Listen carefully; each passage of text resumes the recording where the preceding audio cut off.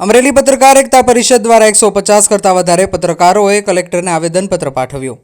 થોડા દિવસ પહેલા રાજ્યના ગૃહમંત્રી દ્વારા પત્રકાર વિશે કરાયેલી ટિપ્પણીના વિરોધમાં સમગ્ર ગુજરાતભરમાં જિલ્લા કક્ષાએ પત્રકારોએ આવેદનપત્ર આપ્યું। અમરેલી પત્રકાર એકતા પરિષદ જિલ્લાના તમામ તાલુકાઓમાંથી કલેક્ટરને આવેદનપત્ર આપવામાં આવ્યું હતું। સમગ્ર વાત કરવામાં આવે તો કેન્દ્રીય ગૃહમંત્રી હર્ષ સંઘવી દ્વારા એક સભા દરમિયાન પત્રકારો વિશે ટિપ્પણી કરી હતી કે પત્રકારો તોડબાજ હોય છે, તેમજ પત્રકારો વિશે ખરી ખોટી ટિપ્પણીઓ બાબતે સમગ્ર ગુજરાતભરમાં આ બાબતે પડઘા પડ્યા હતા। નિવેદન આપતા નેતાઓને સૂચના આપવામાં આવે તેવા હેતુથી આ રાજ્યભરમાં પત્રકાર એકતા પરિષદ દ્વારા જિલ્લા કક્ષાએ તમામ તાલુકાઓના હોદ્દેદારો હાજર રહી જિલ્લા કલેક્ટરને આવેદનપત્ર પાઠવ્યું હતું। રાજકીય નેતાઓના પત્રકારની આવી છેલ્લી કક્ષાની ભાષા વાપરવામાં આવતી હોવાથી પત્રકાર જગતમાં નારાજગી જોવા મળી હતી।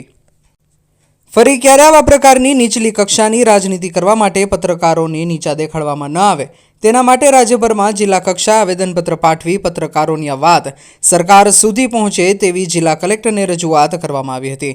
અમરેલી પત્રકાર એકતા પરિષદ જિલ્લા પ્રમુખ સુરેશભાઈ દેસાઈએ વધુમાં જણાવ્યું હતું કે વારંવાર પત્રકારો વિશે થતી આવી ટિપ્પણીને રોકવામાં આવે અને દુનિયાની ગણાતી ચોથી જાગીરને આમ રોડ ઉપર બદનામ કરવામાં ન આવે। ગૃહમંત્રી દ્વારા કરાયેલા આવા નિવેદનોના કારણે પત્રકાર જગતમાં પ્રત્યાઘાત પડ્યા છે।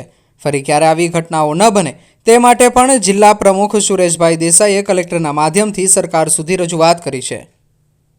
રિપોર્ટર ઇમરાન શેખ, જાફરાબાદ।